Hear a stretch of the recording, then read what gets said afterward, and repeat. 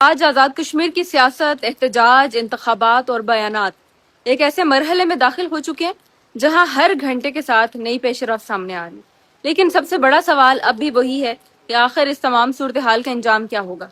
ایک طرف مختلف علاقوں سے شہادتوں اور زخمیوں کی اطلاعات سامنے آ رہی ہیں، دوسری طرف حکومت اور احتجاجی قیادت اپنے اپنے موقف پر قائم ہیں، جبکہ سیاسی جماعتیں ایک دوسرے پر الزامات کی بارش کر رہی ہیں۔ ایسے میں عام کشمیری صرف ایک سوال پوچھ رہا ہے کہ آخر اس سب کا اختتام کہاں ہوگا؟ گزشتہ کئی ہفتوں سے جاری احتجاجی تحریک کے دوران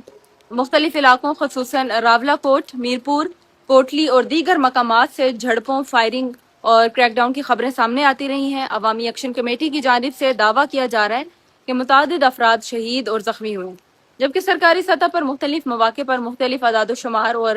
موقف سامنے آیا ہے۔ اس وجہ سے زمینی صورتحال کے حوالے سے کئی سوالات اب بھی موجود ہیں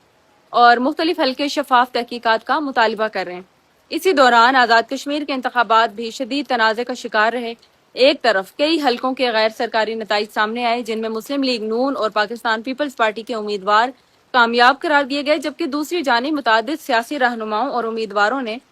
دھاندلی، بے ضابطگیوں، کم ٹرن آؤٹ اور انتخابی عمل پر سنگین سوالات اٹھائے۔ بعض حلقوں میں 2 بار پولنگ کا مطالبہ بھی کیا جا رہا ہے، جبکہ اسمبلی میں انتخابی بے ضابطگیوں سے متعلق قراردادیں بھی پیش کی جا چکی ہیں۔ اب اگر سیاست کی بات کی جائے تو اس وقت سب کی نظریں مظفر آباد میں ہونے والی سیاسی سرگرمیوں پر ہیں، جہاں پاکستان پیپلز پارٹی کے چیئرمین بلاول بھٹو زرداری نے جلسے سے خطاب کرتے ہوئے وفاقی حکومت اور مسلم لیگ نون کو سخت تنقید کا نشانہ بنایا۔ بلاول بھٹو نے ایک مرتبہ پھر فارم 47 کا حوالہ دیتے ہوئے کہا کہ موجودہ حکومت عوامی مینڈیٹ کا نمائندہ نہیں ہے، اور انہوں نے یہ بھی کہا کہ کشمیر کی قسمت کا فیصلہ صرف کشمیری عوام کریں گے، نہ کہ کوئی اور۔ دوسری جانب مسلم لیگ نون کی قیادت نے بھی جوابی موقف اختیار کیا۔ مریم نواز نے اپنی تقریر میں پیپلز پارٹی پر تنقید کرتے ہوئے کہا کہ جو لوگ دوسروں پر الزامات لگاتے ہیں وہ پہلے ہی اپنی سیاست کا جائزہ لیں، جبکہ نون لیگ کے دیگر رہنماؤں نے بھی پیپلز پارٹی کے بیانیے کو مسترد کیا اور اپنی کارکردگی کا دفاع کیا۔ دلچسپ بات یہ ہے کہ سخت سیاسی بیانات اور ایک دوسرے پر الزامات کے باوجود دونوں بڑی جماعتوں کے رہنماؤں کی جانب سے یہ پیغام بھی دیا گیا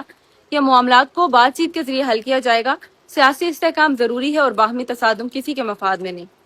یہی وجہ ہے کہ ایک طرف جلسوں کے اسٹیج سے سخت جملے سنائی دیتے ہیں تو دوسری طرف مفاہمت اور مذاکرات کی بات بھی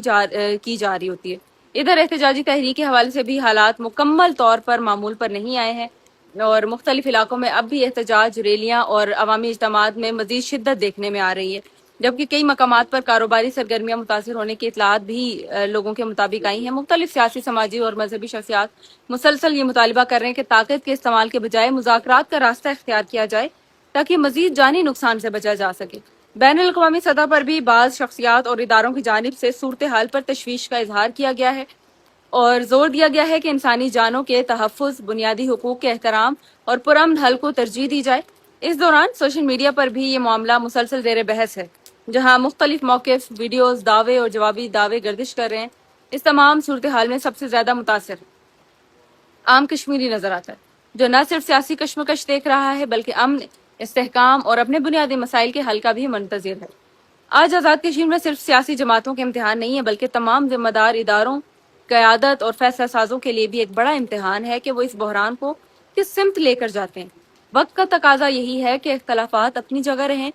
سیاست بھی ہو، انتخابات پر اعتراضات بھی قانون کے مطابق سنے جائیں، لیکن انسانی جانوں کا تحفظ، آئین کی بالادستی اور مذاکرات کا راستہ ہر صورت کھلا رہنا چاہیے،